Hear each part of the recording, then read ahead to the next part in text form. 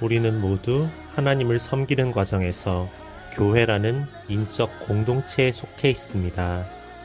교회에는 성도들을 앞장서서 이끄는 목회자가 있고 또 말씀을 먹으며 따라가는 성도들이 있습니다. 본문은 목회자와 성도들이 얼마나 밀접한 관계이고 서로에게 얼마나 중요한 관계인지 이 주제에 대해 중요한 메시지를 던져줍니다. 로마 교회는 일반적인 교회가 아닙니다. 유대 지역에 있었던 교회가 아닌 말 그대로 로마 교회인 만큼 유대인보다는 이방인들의 수가 더 많았고 특히 다양한 계층이 모여 있었습니다. 8절의 암블리아, 9절의 우르바노, 14절의 험에, 15절의 빌룰로고와 율리아는 신분이 노예입니다. 원래 당시 인구조사를 할 때 노예는 사람으로 치지 않기에 계수하지도 않는데 이 로마 교회에서는 정식 교인이었습니다. 또한 10절에 등장하는 아리스토블로는 아우구스투스 황제의 손자인 클라우디우스 황제의 친구이며 11절의 나기수는 부유한 세도가입니다. 그리고 13절에 등장하는 루포는 골고다 언덕에서 예수님을 대신하여 십자가를 진 구레네 시몬의 아들입니다. 로마 교회는 다양한 인종과 신분으로 구성되어 있었습니다. 교회는 세상에서 어떤 일을 하는 사람이라도 들어와서 주님을 섬길 수 있는 곳입니다. 세상에서의 모든 사람의 삶은 분명 모두 가치가 있고 모두 위로받을 만하고 모두 섬기는 한 형제입니다. 하나 더 살펴볼 점은 바울이 거론한 27명 중 10명이 여자입니다. 이는 당시 사회에서는 참 이례적입니다. 히브리 사회에서는 여자가 일선에 나서는 것이 불가능했기 때문입니다. 그런데 바울이 안부 인사를 전하면서 10명의 여자들의 이름을 실제적으로 거론한 것은 최고의 존경의 표시이자 수고에 대한 칭찬입니다. 오늘 우리는 1절에 나오는 베베에 대해서 알아보고자 합니다. 이 자매 베베가 바울의 수많은 사람들 중에 가장 처음 거론된 이유는 무엇일까요? 그리고 다른 모든 이들에게는 무난, 사랑과 존경의 마음으로 예의를 갖추어 인사한다는 표현을 썼는데 유일하게 바울이 추천한다는 말을 쓴 이유는 무엇일까요?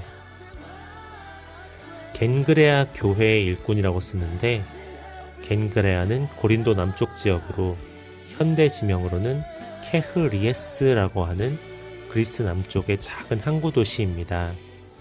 그 겐그레아 교회의 일꾼, 여자 집사로 있었던 베베는 매우 충성스러웠고 그리스도로 말미암아 완전히 변화된 아름다운 인생을 산 사람이었습니다. 겐그레아의 성도들을 잘 돌보고 위로와 신방, 구제와 봉사 같은 일들을 지혜롭고 성실하게 이루어 나가는 사람이었습니다. 무엇보다 중요한 것은 이 베베는 바로 로마서를 로마 교회에 전달한 사람이라는 것입니다. 이 말은 바울이 평소 그녀의 믿음과 행실을 줄곧 신뢰하므로 바울 자신의 역할을 그녀에게 특별히 위임한 것으로 보아야 합니다. 자신의 뜻을 로마 교회에 뚜렷이 전달하려 했을 뿐만 아니라 평소 그녀의 신앙과 충성된 모습의 모본을 통하여 로마 교회에 바울 자신의 권면이 잘 전달되기를 소원하고 있는 것입니다. 거기에 성경에 기록되어 있진 않지만 고대 헬라 사회의 전통에 의하면 결혼한 여인 혹은 한 번도 결혼한 적이 없는 여인은 홀로 먼 거리를 여행할 수 없었기 때문에 과부였을 가능성이 많습니다. 그러나 바울은 그녀를 일꾼, 집사, 동역자로 인정하였습니다. 그리고 기독교 역사와 신학 속에서 가장 중요한 문서 중 하나라는 로마서를 그녀에게 맡겨보냈습니다. 그녀를 자신의 보호자라고까지 표현하였습니다. 베베를 온전히 대하면 자신이 전달하려는 하나님의 뜻이 분명히 이뤄질 것으로 보았습니다. 결국 목회자나 평신도나 삶의 목적은 똑같습니다. 우리는 모두 하나님의 영광을 위해 삽니다. 받은 소명에 따라 역할은 조금씩 다르지만 모두 각자의 역할을 하면서 함께 손과 발이 되어 주의 일을 이루어 갑니다. 목사의 우월의식이나 평신도의 회피주의나 다 교회를 망치는 길입니다. 목사와 평신도가 함께하는 복음의 삶이 다 중요합니다.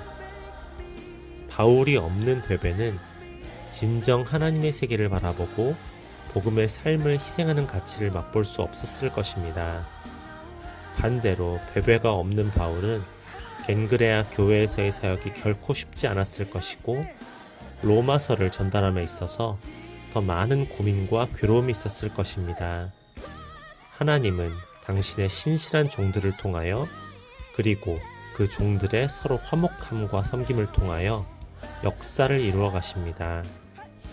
영원한 가치를 발견하고 이 일을 위해 자신을 드리는 삶이 얼마나 큰 기쁨인지 모릅니다.